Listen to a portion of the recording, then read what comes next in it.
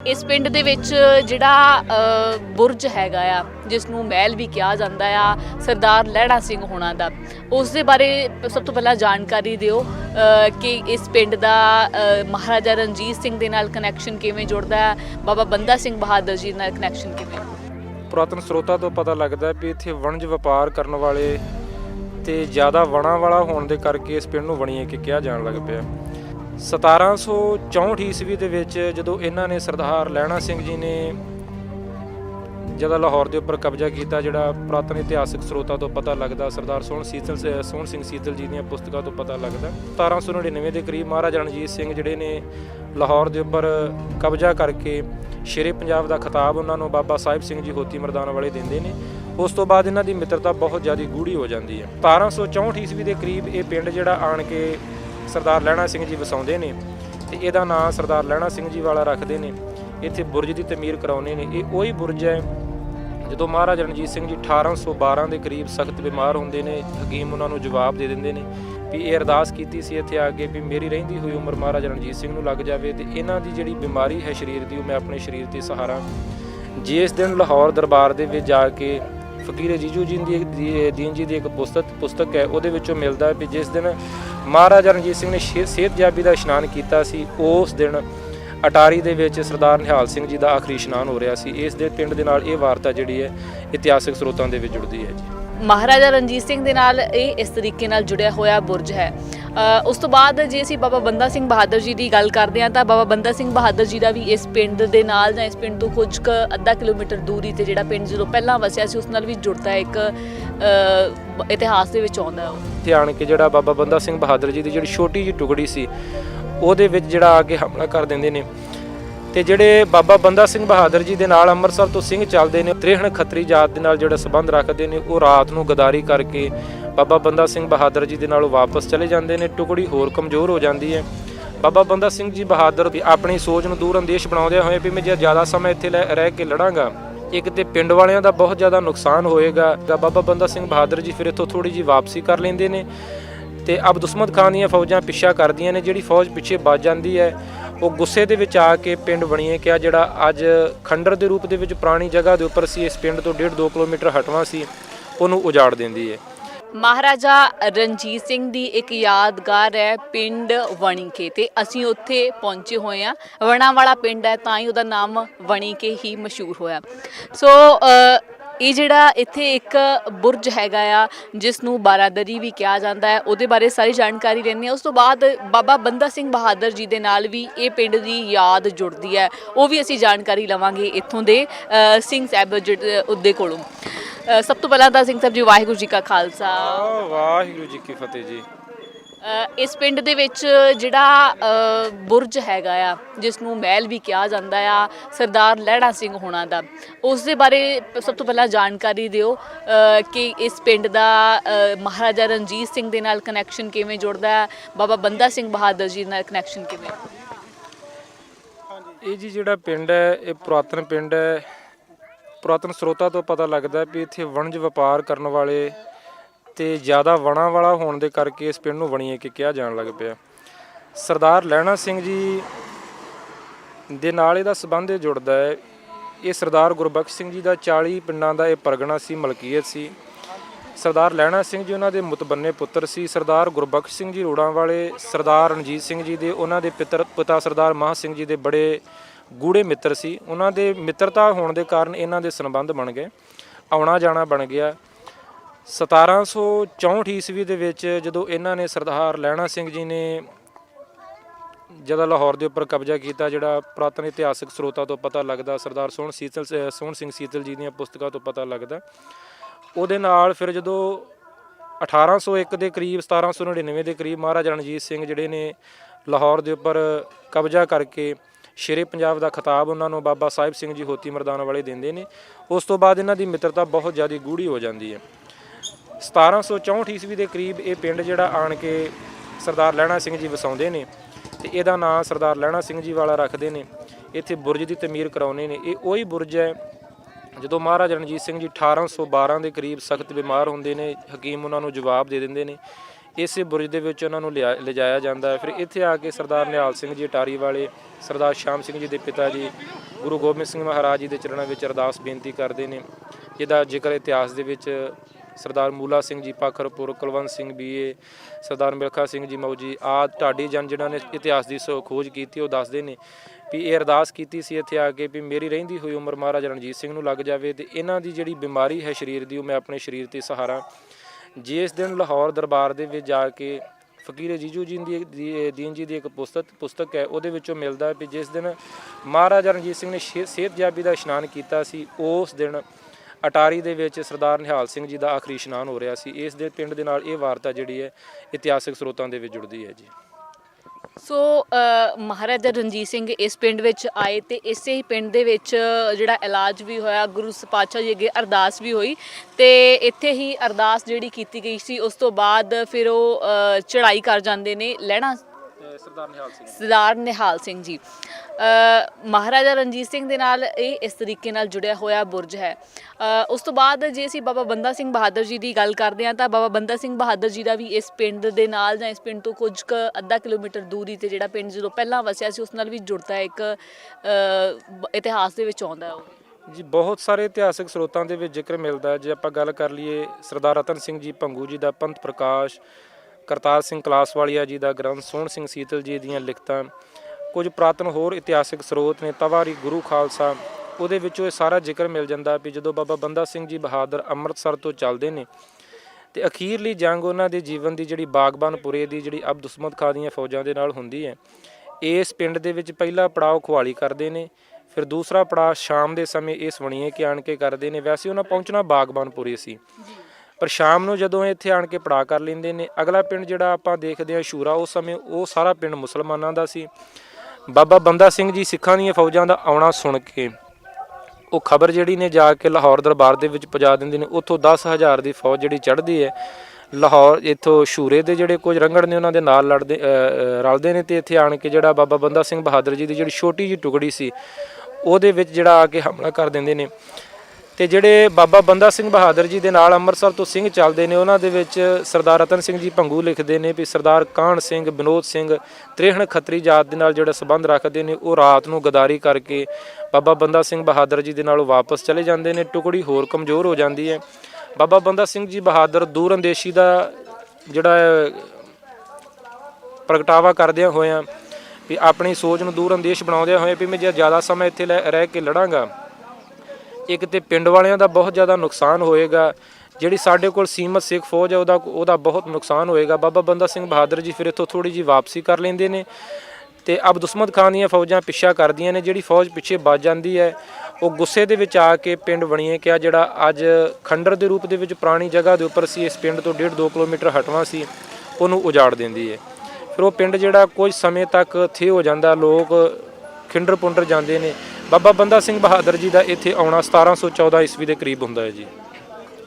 ਔਰ ਉਸ ਤੋਂ ਬਾਅਦ ਫਿਰ ਇਹ ਪਿੰਡ ਇੱਥੇ ਆਉਂਦਾ ਹੈ, ਇਸ ਪਿੰਡ ਦੇ ਲੋਕ ਸਰਦਾਰ ਜਿਹੜੇ ਨੇ ਜੀ। ਇਹ 1714 ਤੋਂ ਲੈ ਲਈਏ 1716 ਦੇ ਵਿੱਚ ਬਾਬਾ ਬੰਦਾ ਸਿੰਘ ਬਹਾਦਰ ਜੀ ਦੀ ਸ਼ਹਾਦਤ ਹੁੰਦੀ ਹੈ।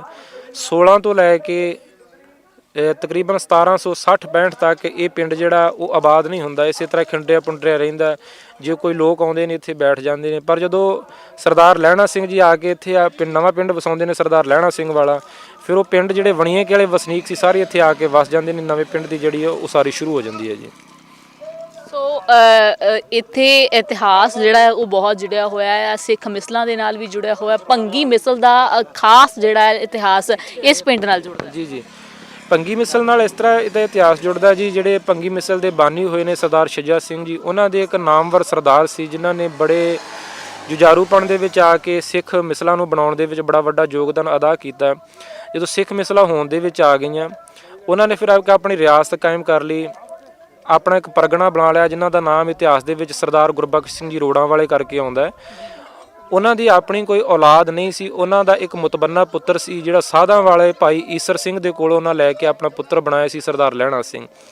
ਇੱਕ ਮੁਤਬੰਨਾ ਭਣੇਵਾ ਸੀ, ਜਿਹੜੀ ਬੱਚੀ ਸੀ ਉਹਨਾਂ ਦੀ ਸਰਦਾਰ ਗੁੱਜਰ ਸਿੰਘ। ਇਹ ਮਾਮਾ ਭਣੇਵਾ ਜਿਹੜੇ ਨੇ ਇਹ ਉਹਨਾਂ ਦੀ ਔਲਾਦ ਸੀ। ਫਿਰ ਜਦੋਂ ਉਹਨਾਂ ਦਾ ਅਕਾਲ ਚਲਾਣਾ ਹੁੰਦਾ ਹੈ ਤੇ 40 ਪਿੰਡਾਂ ਦੇ ਵਿੱਚੋਂ 20 ਪਿੰਡ ਜਿਹੜੇ ਨੇ ਇਹਨਾਂ ਦੋਨਾਂ ਦੇ ਵੰਡੇ ਆਉਂਦੇ ਨੇ ਜੀ। ਤੇ ਇਹ 20 ਪਿੰਡਾਂ ਦੀ ਮਲਕੀਅਤ ਜਿਹੜੀ ਵਣੀਏ ਕਿਆਂ ਵਾਲੀ ਹੈ ਸਰਦਾਰ ਲਹਿਣਾ ਸਿੰਘ ਦੇ ਵੰਡੇ ਆਉਂਦੀ ਹੈ ਤੇ ਰੋੜਾਂ ਵਾਲਾ ਪਾਸਾ ਜਿਹੜਾ ਸਰਦਾਰ ਗੁੱਜਰ ਸਿੰਘ ਜੀ ਦੇ ਆਉਂਦਾ ਜੀ ਪਾਸੇ ਜੀ। ਇਹ ਉਹੀ ਗੁਰਬਖਸ਼ ਸਿੰਘ ਹਨ ਜਿਨ੍ਹਾਂ ਨੇ ਜਦੋਂ ਲਾਹੌਰ ਦੇ ਉੱਪਰ ਕਬਜ਼ਾ ਕਰ ਲਿਆ ਸੀ? ਨਹੀਂ, ਸਰਦਾਰ ਲਹਿਣਾ ਸਿੰਘ ਜੀ ਨੇ ਜੀ। ਇਹ ਸਰਦਾਰ ਲਹਿਣਾ ਸਿੰਘ ਜੀ ਨੇ, ਸਰਦਾਰ ਗੁੱਜਰ ਸਿੰਘ ਜੀ ਨੇ, ਇਹਨਾਂ ਮਾਮੇ ਭਣੇਵੇਂ ਨੇ ਰਲ ਕੇ ਲਾਹੌਰ ਦੇ ਉੱਪਰ ਕਬਜ਼ਾ ਕੀਤਾ। ਸਰਦਾਰ ਸੋਹਣ ਸਿੰਘ ਜੀ ਸੀਤਲ ਦੀਆਂ ਲਿਖਤਾਂ ਦੇ ਵਿੱਚੋਂ ਮਿਲਦਾ ਵੀ ਅਬਦਾਲੀ ਫਿਰ ਇਹਨਾਂ ਨੂੰ ਖਿਲਤ ਭੇਜਦਾ, ਮੇਵੇ ਭੇਜਦਾ, ਕੀਮਤੀ ਦੁਸ਼ਾਲੇ ਭੇਜਦਾ ਵੀ ਤੁਸੀਂ ਬੜੀ ਵੱਡੀ ਜਿਹੜੀ ਹੈ ਬਹਾਦਰੀ ਦਾ ਸਬੂਤ ਦਿੱਤਾ ਵੀ ਮੇਰੇ ਜਾਣ ਤੋਂ ਬਾਅਦ ਤੈਮੂਰ ਸ਼ਾਹ ਨੂੰ ਹਰਾ ਕੇ ਤੁਸੀਂ ਇੱਥੇ ਕਾਬਜ ਹੋ ਗਏ ਜੋ। ਪਰ ਇਹ ਉਹਦੀ ਜਿਹੜੀ ਹੈ ਖਿਲਤ ਹੈ ਉਹਨੂੰ ਪ੍ਰਵਾਨ ਨਹੀਂ ਕਰਦੇ। ਇਹ ਅੱਗੋਂ ਉਹਨੂੰ ਇੱਕ ਖਤ ਲਿਖਦੇ ਨੇ ਵੀ ਸਾਨੂੰ ਗੁਰੂ ਗੋਬਿੰਦ ਸਿੰਘ ਮਹਾਰਾਜ ਜੀ ਦੀ ਦਿੱਤੀ ਹੋਈ ਜਿਹੜੀ ਖਾਲਸਾਈ ਰਾਜ ਹੈ ਉਹ ਸਾਡੇ ਕੋਲ ਮਿਲਿਆ ਹੈ, ਅਸੀਂ ਤੈਨੂੰ ਆਪਣੇ ਕੋਲੋਂ ਇੱਕ ਖੁਰਾਕ ਭੇਜਦੇ ਹਾਂ, ਇੱਕ ਮੁੱਠ ਛੋਲਿਆਂ ਦੀ ਉਹਨੂੰ ਭੇਜਦੇ ਨੇ ਵੀ ਸਾਡੀ ਇਹ ਖੁਰਾਕ ਹੈ ਤੇ ਸਾਡਾ ਸਾਰਾ ਸੰਸਾਰ ਹੀ ਖਾਲਸੇ ਦਾ ਰਾਜ ਹੈ ਜੀ। ਇਹ ਸਰਦਾਰ ਲਹਿਣਾ ਸਿੰਘ ਜੀ ਦੀ ਬਹਾਦਰੀ ਦੀ ਇੱਕ ਪੇਸ਼ਕਸ਼ ਹੈ ਜੀ। ਜਾਣੀ ਕਿ ਇੱਥੇ ਜਿੰਨਾ ਮਰਜ਼ੀ ਵੀ ਸਿੱਖਾਂ ਨੂੰ ਸ਼ੁਰੂਆਤ ਤੋਂ ਹੀ ਖੈਰਾਤ ਦੇਣ ਦੀਆਂ ਕੋਸ਼ਿਸ਼ਾਂ ਹੋਈਆਂ ਜਾਂ ਉਹਨਾਂ ਨੂੰ ਤੋਹਫੇ ਭੇਜ ਕੇ ਜਿੱਤਣ ਦੀਆਂ ਕੋਸ਼ਿਸ਼ਾਂ ਹੋਈਆਂ, ਉਹ ਹਮੇਸ਼ਾ ਹੀ ਨਾਕਾਮਯਾਬ ਰਹੀਆਂ ਜੀ। ਸਿੱਖ ਕਦੀ ਵੀ ਲਾਲਚ ਦੇ ਵਿੱਚ ਨਹੀਂ ਜੇ ਆਏ। ਜਿਹੜੇ ਸਾਡੇ ਪੁਰਾਤਨ ਬਜ਼ੁਰਗ ਨੇ ਉਹਨਾਂ ਦੇ ਜੀਵਨ ਦਾ ਇਹ ਜਜ਼ਬਾ ਜਿਹੜਾ ਸਾਡੀ ਜਵਾਨੀ ਦੇ ਵਿੱਚੋਂ, ਸਾਡੇ ਆਉਣ ਵਾਲੇ ਸਿੱਖੀ ਦੇ ਭਵਿੱਖ ਦੇ ਵਿੱਚੋਂ ਅਲੋਪ ਹੋ ਜਾ ਰਿਹਾ ਜੀ। ਸੋ ਜੇਕਰ ਇਤਿਹਾਸ ਨੂੰ ਗੌਰ ਨਾਲ ਵਾਚਦੇ ਹਾਂ, ਅੱਜ ਅਸੀਂ ਦਿਖਾਉਣ ਦੇ ਲਈ ਤੁਹਾਨੂੰ ਆਏ ਸੀਗੇ ਉਹ ਬੁਰਜ ਜਿਹੜਾ ਸੰਬੰਧਿਤ ਸੀਗਾ ਮਹਾਰਾਜਾ ਰਣਜੀਤ ਸਿੰਘ ਦੇ ਨਾਲ, ਸਰਦਾਰ ਲਹਿਣਾ ਸਿੰਘ ਜੀ ਹੁਣਾਂ ਦੇ ਨਾਲ। ਔਰ ਉਸ ਬੁਰਜ ਦੇ ਨਾਲ ਨਾਲ ਜਿਹੜਾ ਇਤਿਹਾਸ ਹੈ ਉਹ ਵੀ ਤੁਹਾਨੂੰ ਅਸੀਂ ਦੱਸਿਆ ਹੈ। ਇਤਿਹਾਸ ਦੀ ਡੂੰਘੀ ਸਾਂਝ ਜਿਹੜੀ ਹੈ ਉਹ ਪਈ ਹੈ। ਕਿਸ ਪ੍ਰਕਾਰ ਜਿਹੜਾ ਆ ਸਾਡੇ ਜਿਹੜੇ ਪੁਰਾਣੇ ਬਜ਼ੁਰਗ ਸੀਗੇ ਉਹਨਾਂ ਨੇ ਜੰਗਾਂ ਜਿੱਤੀਆਂ ਨੇ, ਉਹਨਾਂ ਨੇ ਆਪਣੇ ਕਬਜ਼ੇ ਕੀਤੇ ਨੇ, ਸਿੱਖ ਰਾਜ ਕਿਵੇਂ ਕਾਇਮ ਹੋਇਆ, 12 ਮਿਸਲਾਂ ਸੀਗੀਆਂ। ਮਹਾਰਾਜਾ ਰਣਜੀਤ ਸਿੰਘ ਨੇ ਪੰਜਾਬ ਦੇ ਉੱਪਰ ਵੀ ਜਿਹੜਾ ਰਾਜ ਆ, ਪੰਜਾਬ ਕਿੱਥੋਂ ਤੱਕ ਫੈਲਿਆ ਹੋਇਆ ਸੀਗਾ, ਪੂਰੇ ਪੰਜਾਬ ਦੇ ਉੱਪਰ ਕਬਜ਼ਾ ਕੀਤਾ ਹੈ। ਔਰ ਉਸ ਤੋਂ ਬਾਅਦ ਉਹਨਾਂ ਦਾ ਜੀਵਨ ਕਿਹੋ ਜਿਹਾ ਸੀਗਾ। ਜੇਕਰ ਉਹਨਾਂ ਨੂੰ ਅਬਦਾਲੀ ਜਾਂ ਕੋਈ ਵੀ ਰਾਜਾ ਜਾਂ ਕੋਈ ਵੀ ਵਜ਼ੀਰ ਜਿਹੜਾ ਸੀਗਾ ਕੁਛ ਉਹਨਾਂ ਨੂੰ ਖਰੀਦਣ ਦੀ ਕੋਸ਼ਿਸ਼ ਕਰਦਾ ਸੀਗਾ ਤਾਂ ਅੱਗੋਂ ਜਿਹੜੇ ਸਿੱਖ ਸੀਗੇ ਉਹ ਚੀਜ਼ਾਂ ਪ੍ਰਵਾਨ ਨਹੀਂ ਸੀ ਕਰਦੇ। ਸੋ ਇਹ ਇਤਿਹਾਸ ਦੇ ਨਾਲ ਜੁੜਨ ਦਾ ਬਹੁਤ ਜ਼ਰੂਰੀ ਹੈ। ਜੇ ਇਤਿਹਾਸ ਨਾਲ ਜੁੜਦੇ ਹਾਂ ਤਾਂ ਹੀ ਅੱਗੇ ਜਾ ਕੇ ਅਸੀਂ ਆਪਣੇ ਜੀਵਨ ਵਿੱਚ ਉਹ ਚੀਜ਼ਾਂ ਨੂੰ ਆਪਣੀ ਜੀਵਨ ਜਾਂਚ ਵਿੱਚ ਲੈ ਸਕਦੇ ਹਾਂ। ਤੁਸੀਂ ਦੇਖ ਰਹੇ ਹੋ KTV UK ਤੇ ਅਸੀਂ ਤੁਹਾਨੂੰ ਦਿਖਾ ਰਹੇ ਹਾਂ ਪਿੰਡ ਵਣੀਏਕੇ ਖੜੇ ਹਾਂ ਅਸੀਂ ਤੇ ਮਹਾਰਾਜਾ ਰਣਜੀਤ ਸਿੰਘ ਦੇ ਨਾਲ ਸੰਬੰਧਿਤ ਇੱਕ ਯਾਦਗਾਰ ਹੈ ਜਿਸ ਦੇ ਬਾਰੇ 'ਚ ਅਸੀਂ ਤੁਹਾਨੂੰ ਦੱਸਣ ਜਾ ਰਹੇ ਹਾਂ। ਔਰ ਵਣੀਏਕੇ ਪਿੰਡ ਵੱਲੋਂ ਇਸ ਨੂੰ ਸੰਭਾਲਿਆ ਵੀ ਜਾ ਰਿਹਾ ਹੈ ਔਰ ਕਿੱਦਾਂ ਇਹ ਮਹਾਰਾਜਾ ਰਣਜੀਤ ਸਿੰਘ ਦੇ ਨਾਲ ਬਾਰਾਦਰੀ ਜਿਹੜੀ ਜੁੜੀ ਹੋਈ ਹੈ ਉਹ ਵੀ ਤੁਹਾਨੂੰ ਅਸੀਂ ਦੱਸਦੇ ਹਾਂ। ਪਿੰਡ ਵਾਸੀ ਦੱਸਣਗੇ ਕਿ ਕਿਸ ਤਰੀਕੇ ਦੇ ਨਾਲ ਉਹ ਹੁਣ ਇਸ ਸਾਂਭ ਸੰਭਾਲ ਕਰ ਰਹੇ ਨੇ ਤੇ ਕਦੋਂ ਮਹਾਰਾਜਾ ਰਣਜੀਤ ਸਿੰਘ ਇੱਥੇ ਆਉਂਦੇ ਨੇ। ਸੋ ਇਹ ਜਿਹੜੀ ਜਗ੍ਹਾ ਹੈਗੀ ਆ, ਜਿਹੜਾ ਬੁਰਜ ਜਿਸ ਨੂੰ ਤੁਸੀਂ ਕਹਿੰਦੇ ਹੋ, ਇਸ ਦੇ ਬਾਰੇ ਤੁਹਾਨੂੰ ਕਿੰਨੀ ਕੁ ਜਾਣਕਾਰੀ ਹੈ ਵੀ ਇਹ ਕਦੋਂ ਕਦਾ ਹੈਗਾ ਆ? ਵਾਹਿਗੁਰੂ ਜੀ ਕਾ ਖਾਲਸਾ, ਵਾਹਿਗੁਰੂ ਜੀ ਕੀ ਫਤਿਹ। ਇਹ ਬੁਰਜ ਜੀ ਸਰਦਾਰ ਨਿਹਾਲ ਸਿੰਘ ਦੇ ਨਾਲ ਸੰਬੰਧਿਤ ਆ। ਸਰਦਾਰ ਨਿਹਾਲ ਸਿੰਘ ਜਿਹੜੇ ਮਹਾਰਾਜਾ ਰਣਜੀਤ ਸਿੰਘ ਦੇ ਬਹੁਤ ਨੇੜਦਾਰ ਸੀ। ਇਹਨਾਂ ਦਾ ਆਉਣ ਜਾਣ ਅਸਤਰੇ ਸ਼ਾਹੀ ਰਸਤਾ ਜਿਹੜਾ ਸੀ ਚੱਲਦਾ ਸੀ, ਉੱਥੇ ਆਉਣ ਜਾਣ ਸੀ। ਤੇ ਨਿਹਾਲ ਸਿੰਘ ਜਿਹਦੇ ਹੋਏ ਸਰਦਾਰ ਸ਼ਾਮ ਸਿੰਘ ਜੀ ਦੇ ਪਿਤਾ ਜੀ, ਜਦੋਂ ਮਹਾਰਾਜਾ ਰਣਜੀਤ ਸਿੰਘ ਇੱਥੇ ਲੰਘਦੇ ਇੱਥੇ ਬਹੁਤ ਜ਼ਿਆਦਾ ਤਬੀਅਤ ਉਹਨਾਂ ਦੀ ਖਰਾਬ ਹੋ ਜਾਂਦੀ ਆ ਤੇ ਉੱਥੇ ਨਿਹਾਲ ਸਿੰਘ ਫਿਰ ਆਉਂਦੇ ਆ ਤੇ ਇੱਥੇ ਅਰਦਾਸ ਕਰਦੇ ਆਣ ਕੇ ਇਸ ਬੁਰਜ ਦੇ ਵਿੱਚ ਮਹਾਰਾਜਾ ਰਣਜੀਤ ਸਿੰਘ ਠਹਿਰਦੇ ਨੇ। ਉਹ ਫਿਰ ਅਰਦਾਸ ਕਰਦੇ, ਇਹ ਮਹਾਰਾਜਾ ਰਣਜੀਤ ਸਿੰਘ ਦੇ ਜਿਹੜੇ ਉਹ ਠੀਕ ਹੋਣਾ ਸ਼ੁਰੂ ਹੋ ਜਾਂਦੇ ਤੇ ਨਿਹਾਲ ਸਿੰਘ ਜਿਹੜੇ ਆ ਉਹ ਬਿਸਤਰ ਮਰਮ ਤੇ ਪੈ ਜਾਂਦੇ ਆ। ਕੁਝ ਦਿਨਾਂ ਦੇ ਵਿੱਚ ਕੋਈ 10 20 50 ਦਿਨ ਦੇ ਵਿੱਚ ਸਰਦਾਰ ਸ਼ਾਮ ਸਿੰਘ ਦੇ ਪਿਤਾ ਜੀ ਜਿਹੜੇ ਉਹ ਅਕਾਲ ਚਲਾਣਾ ਕਰ ਜਾਂਦੇ ਆ। ਮਹਾਰਾਜਾ ਰਣਜੀਤ ਸਿੰਘ ਤੰਦਰੁਸਤ ਹੋ ਜਾਂਦੇ ਤੇ ਉਹ ਜਿੰਨੀ ਦੇਰ ਵੀ ਜੀਂਦੇ ਰਹੇ ਮਹਾਰਾਜਾ ਰਣਜੀਤ ਸਿੰਘ ਇਹੀ ਆਂਦੇ ਰਿਹਾ ਵੀ ਮੈਨੂੰ ਮੇਰੀ ਜਿਹੜੀ ਜ਼ਿੰਦਗੀ ਹੈ ਸਰਦਾਰ ਨਿਹਾਲ ਸਿੰਘ ਦੀ ਦਿੱਤੀ ਹੋਈ ਆ। ਇਸ ਬੁਰਜ ਜਿਹੜਾ ਵਾ ਮਹਾਰਾਜਾ ਰਣਜੀਤ ਸਿੰਘ ਨਾਲ ਸੰਬੰਧਿਤ ਆ। ਇਹ ਸਰਦਾਰ ਲਹਿਣਾ ਸਿੰਘ ਕੋਈ ਹੋਏ ਨੇ ਉਹਨਾਂ ਦਾ ਇਹ ਬੁਰਜ ਆ। ਪਿੰਡ ਵਾਸੀ ਹੁਣ ਇਹਦੀ ਸਾਂਭ ਸੰਭਾਲ ਵੀ ਕਰ ਰਹੇ ਨੇ। ਹਾਂਜੀ, ਇਹ ਪਿਛਲੇ ਸਾਲ ਤੋਂ ਇਹਦੀ ਜਿਹੜੀ ਹਾਲਤ ਆ ਬਹੁਤ ਤਰਸਯੋਗ ਹੀ ਕਹਿ ਸਕਦੇ ਹਾਂ, ਬਹੁਤ ਤਰਸਯੋਗ ਸੀ। ਤੇ ਪਿੰਡ ਦੇ ਨੌਜਵਾਨਾਂ ਨੇ ਉਦਮ ਕਰਕੇ ਇਹਦੀ ਜਿਹੜੀ ਆ ਕੋਈ ਮੇਨਟੇਨ ਕੀਤਾ, ਇਹਨੂੰ ਜਿੰਨਾ ਕਿ ਸੰਯੋਗ ਮਿਲਿਆ ਪਿੰਡ ਵੱਲੋਂ ਉਨੀ ਕੁ ਦੀ। ਐਰਕੀ ਸਰਦੀਆਂ ਦੇ ਵਿੱਚ ਇਹਨੂੰ ਇਰਾਦਾ ਵਾ ਵੀ ਉੱਪਰਲੀ ਛੱਤ ਵੀ ਪਾਵਾਂਗੇ ਤੇ ਪਿੰਡ ਵਾਸੀ ਦਿੰਦੇ ਆ ਸੰਯੋਗ। ਕਈ ਆਪਣਾ ਅੱਗੋਂ ਜਿੱਤਦੇ ਵੀ ਨੇ। ਕਈਆਂ ਦੇ ਕੀ ਕਰਨ ਨੂੰ ਡੈ ਬਣਾਉਣਾ, ਇਹ ਢੱਠਾ ਹੋਇਆ, ਇਹਨੂੰ ਕੀ ਕਰਨਾ ਜੇ ਹੁਣ ਸਾਂਭ ਸੰਭਾਲ ਦੀ ਕਾਹਦੀ ਕਰਨੀ ਹੈ। ਇਸ ਕਰਕੇ ਅਸੀਂ ਯਾਦਗਾਰ ਕਰਕੇ ਡੈ ਨੇ ਸਾਰੇ ਪਿੰਡ ਵਾਲੇ ਹੱਲਾ ਮਾਰ ਕੇ ਇਹਨੂੰ ਬਣਾਉਣ ਡਏ ਨੇ। ਜੇ ਕਿਰਪਾ ਕੀਤੀ ਮਾਲਕ ਨੇ ਤੇ ਬਣ ਜਾਏਗਾ ਜੀ। ਬੜੀ ਐਫਰਟ ਕਰ ਰਹੇ ਆ ਪਿੰਡ ਵਾਲੇ ਕਿਉਂਕਿ ਇਤਿਹਾਸ ਨੂੰ ਜਿਹੜੇ ਸਾਂਭਦੇ ਨੇ, ਜਿਹੜੀਆਂ ਕੌਮਾਂ ਇਤਿਹਾਸ ਭੁੱਲ ਜਾਂਦੀਆਂ ਨੇ ਉਹ ਨਿਸਤੋਂ ਨਾਬੂਦ ਹੋ ਜਾਂਦੀਆਂ ਨੇ, ਪਰੰਤੂ ਜਿਸ ਨੇ ਇਤਿਹਾਸ ਨੂੰ ਸਾਂਭ ਲਿਆ ਉਹੀ ਅੱਗੇ ਆਪਣੀਆਂ ਨਸਲਾਂ ਨੂੰ, ਆਪਣੀ ਕੌਮ ਨੂੰ ਅੱਗੇ ਦੱਸ ਸਕਦਾ ਹੈ ਕਿ ਅਸੀਂ ਕਿਹਦੇ ਵਾਰਿਸ ਹਾਂ। ਮਹਾਰਾਜਾ ਰਣਜੀਤ ਸਿੰਘ ਜਿਸ ਰਾਜੇ ਨੇ ਸਿੱਖ ਰਾਜ ਕਾਇਮ ਕੀਤਾ ਸੀਗਾ, ਲਾਹੌਰ, ਕੰਧਾਰ, ਇੱਧਰ ਦੀ ਗੱਲ ਕਰਦੇ ਹਾਂ ਤਾਂ ਪੰਜਾਬ, ਦਿੱਲੀ ਤੱਕ ਫੈਲਿਆ ਹੋਇਆ ਸੀਗਾ, ਔਰ ਕੱਛ ਦਾ ਇਲਾਕਾ, ਇਹ ਸਾਰਾ ਕੁਝ ਹੀ ਪੰਜਾਬ ਦਾ ਆਪਣਾ ਸੀਗਾ। ਔਰ ਜੇ ਇਤਿਹਾਸ ਨੂੰ ਸਾਂਭਣਾ ਹੈ ਤੇ ਮਹਾਰਾਜਾ ਰਣਜੀਤ ਸਿੰਘ, ਜੱਸਾ ਸਿੰਘ ਆਹਲੂਵਾਲੀਆ, ਜੱਸਾ ਸਿੰਘ ਰਾਮਗੜੀਆ, ਜਿੰਨੇ ਵੀ ਸਾਡੇ ਰਾਜੇ ਹੋਏ ਨੇ, ਜਿੰਨੇ ਵੀ ਸਾਡੇ ਗੱਦੀਆਂ ਦੇ ਉੱਤੇ 12 ਮਿਸਲਾਂ ਦੇ ਰਾਜੇ ਸੀਗੇ, ਉਹਨਾਂ ਦਾ ਇਤਿਹਾਸ ਸਾਂਭਣਾ ਵੀ ਉਨਾ ਹੀ ਲੋੜੀਂਦਾ ਹੈ। ਸੋ ਪਿੰਡ ਵਾਸੀ ਜਿਹੜੇ ਨੇ ਉਹ ਕੋਸ਼ਿਸ਼ ਜ਼ਰੂਰ ਕਰ ਰਹੇ ਨੇ। ਤੁਸੀਂ ਲਹਿਣਾ ਸਿੰਘ ਦੇ ਨਾਲ ਜੋੜ ਰਹੇ ਸੀਗੇ, ਉਹਨਾਂ ਦੇ ਬਾਬਤ ਵੀ ਪਿੰਡ ਵਿੱਚ ਕੋਈ ਜਾਣਕਾਰੀ ਮਿਲਦੀ ਹੈ? ਨਹੀਂ ਜੀ, ਉਹਨਾਂ ਦਾ ਪਰਿਵਾਰ ਇਹ ਬਾਬਾ ਬੰਦਾ ਸਿੰਘ ਬਹਾਦਰ ਜਦੋਂ ਇੱਥੇ ਆਉਂਦੇ ਆ ਨਾ, ਇਹ ਪਿੰਡ ਦੇ ਇੱਥੋਂ ਲਹਿੰਦੇ ਬੰਨੇ ਇਹ ਪਿੰਡ ਬਣੀਗੀ, ਜਿਹੜਾ ਇੱਥੋਂ ਅੱਧਾ ਕਿਲੋਮੀਟਰ ਦੂਰ ਸੀਗਾ। ਪਹਿਲਾਂ ਇਸ ਜਗ੍ਹਾ ਦੇ ਉੱਪਰ ਮੌਜੂਦ ਨਹੀਂ ਸੀ। ਇਹ ਸਰਦਾਰ ਲਹਿਣਾ ਸਿੰਘ ਦਾ ਪਿੰਡ ਸੀਗਾ ਜੀ, ਜਿੱਥੇ ਮਹਾਰਾਜਾ ਰਣਜੀਤ ਸਿੰਘ ਦਾ ਜਾਣ ਆਉਣ ਸੀ, ਜਿਨ੍ਹਾਂ ਨਾਲ ਨੇੜਦਾਰੀ ਸੀ ਜੀ। ਇਹ ਜੋ ਬਾਬਾ ਬੰਦਾ ਸਿੰਘ ਬਹਾਦਰ ਦੀ ਤੇ ਜੰਗ ਹੁੰਦੀ ਆ ਨਾ, ਫਿਰ ਇੱਥੇ ਬਾਬਾ ਬੰਦਾ ਸਿੰਘ ਬਹਾਦਰ ਜਦੋਂ ਪਿੰਡ ਬਣੀਆਂ ਦੇ ਵਿੱਚ ਆਉਂਦਾ, ਬਾਬਾ ਬੰਦਾ ਸਿੰਘ ਜੀ ਬਹਾਦਰ ਮੁੜ ਕੇ ਨੰਗਲ ਦੀ ਗੜੀ ਨੂੰ ਵਾਪਸ ਚੱਲ ਜਾਂਦੇ ਆ। ਇਹ ਜਿਹੜਾ ਪਿੰਡ ਲਾਗੇ ਸ਼ੂਰਾ ਹੈ ਬਿਲਕੁਲ ਮੁਸਲਮਾਨਾਂ ਦਾ ਸੀ, ਤੇ ਵਣੀਏਕਿਆਂ ਦੀ ਗਿਣਤੀ ਬਹੁਤ ਘੱਟ ਸੀ ਤੇ ਮੁਸਲਮਾਨਾਂ ਦੀ ਗਿਣਤੀ ਬਹੁਤ ਜ਼ਿਆਦਾ ਸੀ। ਉਹਨਾਂ ਨੂੰ ਪਿੰਡ ਵਣੀਏਕਿਆਂ ਨੂੰ ਉਹ ਸ਼ੂਰੇ ਵਾਲੇ ਵਸਣ ਨਹੀਂ ਸੀ ਦਿੰਦੇ। ਮਹੀਨਾ 2 ਮਹੀਨੇ 6 ਮਹੀਨੇ ਤੱਕ ਜੰਗ, ਮੁੜ ਕੇ ਬਾਬਾ ਬੰਦਾ ਸਿੰਘ ਬਹਾਦਰ ਚਲੇ ਗਏ, ਲੇਕਿਨ ਇਹਨਾਂ ਦੇ ਚੁੱਲ੍ਹੇ ਵੀ ਪੁੱਟ ਦਿੱਤੇ ਮੁਸਲਮਾਨਾਂ ਨੇ।